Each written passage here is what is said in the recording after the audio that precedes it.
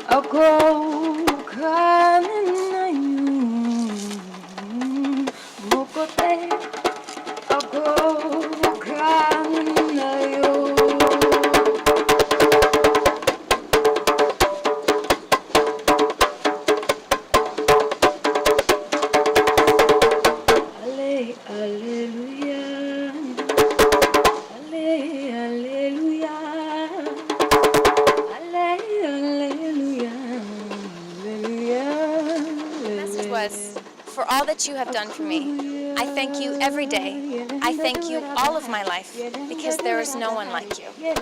And I just felt like that summed up exactly what I wanted to say.